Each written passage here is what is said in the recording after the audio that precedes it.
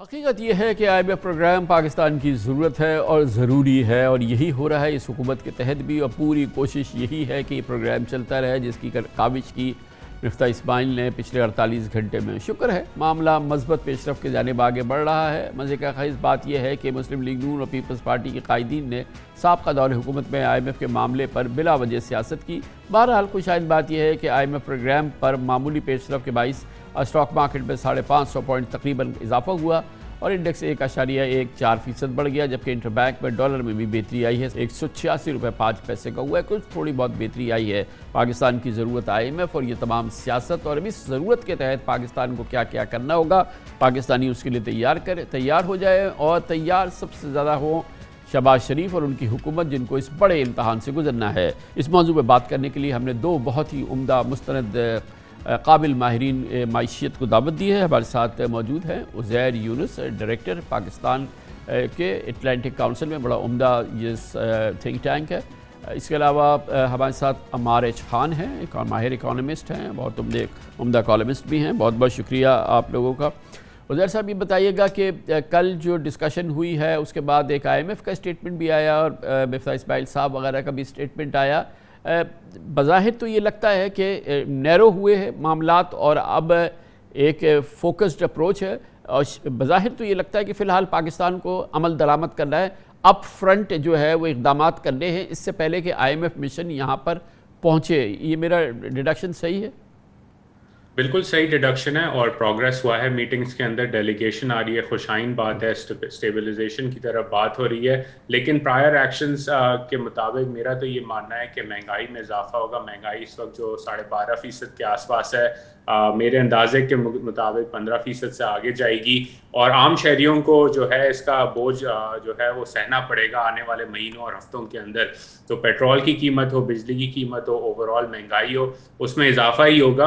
और ये एक इम्तिहान है, आपने सही कहा, PML नून की हुकूमत के लिए, शहबाज शरीफ के लिए, PDM के लिए, कि वो इसमें किस तरह आगे बढ़ती है इस मामले से। तो अमार खान साहब, इसका मतलब ये है कि न सिर्फ ये कि ये चीज़ों की कीमत में इजाफा होगा, जैसे कि उज़ैर साहब कह रहे हैं कि बेसिकली इन्फ्लेशन बढ़ेगी, महंगाई बढ़ेगी तो फिर सेंट्रल बैंक को एक्ट करना पड़ेगा और हमें इंटरेस्ट रेट जो है वो यकीनन बढ़ाने पड़ेंगे। आपके ख़्याल में इस वक्त जो हमारी रेट्स हैं ये इस काबिल नहीं है कि सह सके मज़ीद इन्फ्लेशन को, और या ये कि ज़रूरी होगा इन्फ्लेशन को बीट करने के लिए कि मज़ीद रेट्स में इजाफा हो, जो कि ज़ाहिर है कि बड़ी बुरी खबर होगी कारोबार के लिए भी? बिल्कुल कामरान साहब, ऐसा ही है। जब महंगाई होगी तेल की कीमतें बढ़ेंगी। जब तेल की कीमतें बढ़ती हैं तो आपको अंदाज़ा है कि तेल का हर चीज़ में जो है उसकी एक कंट्रीब्यूशन होती है। इसको हम सेकंड राउंड इफ़ेक्ट कहते हैं। तो 4 से 6 महीने लगते हैं सारी चीज़ों की कीमत बढ़ने में। तो जैसे ही तेल की कीमतें बढ़ना शुरू होंगी, दूसरी चीज़ों की भी कीमतें बढ़ेंगी, जिसके साथ आपकी अफरात ज़र इन्फ्लेशन जो है वो बढ़ेगी। और उसके बाद फिर ये होगा, या इनफैक्ट उससे पहले ये होना चाहिए कि state bank interest rate increase कर दे। हो ये रहा है कि जो पिछले 3-4 महीने से हम देख रहे हैं कि मार्केट में रेट पहले इंक्रीज़ हो जाता है और स्टेट बैंक रेट जो है वो बाद में इंक्रीज़ करता है। तो बेहतर यह है कि एक प्रोएक्टिव पॉलिसी की तरफ जाया जाए, पहले ही इंक्रीज़ कर दिया जाए, ताकि मार्केट अपने आप को पहले से ही एडजस्ट कर ले। होता यह है कि पिछले जो हमने देखा है पाकिस्तान की इकनॉमिक तारीख़ में, अगर हम पिछले 20 साल में देखें तो एवरेज बेसिस पे रियल इंटरेस्ट रेट जो होता है वो तकरीबन 1.5 से 2% के दरमियान मेंटेन्ड है।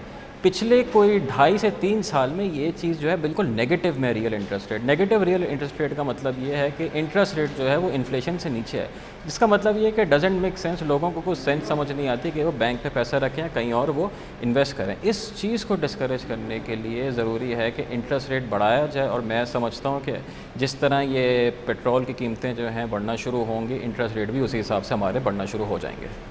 तो उज़ैर साहब, ये बताइएगा कि इस वक्त ये सब मामलात हैं, मगर एक और चीज़ बड़ी इंपॉर्टेंट, एक पॉपुलिस्ट स्टेटमेंट आ चुका है गवर्नमेंट की तरफ से कि पहले तो खैर उन्होंने कहा कि जी कि हम ये स्टेट बैंक का जो हमने लॉ किया है और उस पर जो अटॉनमी वगैरह दी है हम उसको रिवोक करेंगे। अब जाहिर है कि वो तो कहना पड़ा, अदरवाइज़ तो ये बात भी वहाँ शायद वाशिंगटन में शुरू नहीं होती।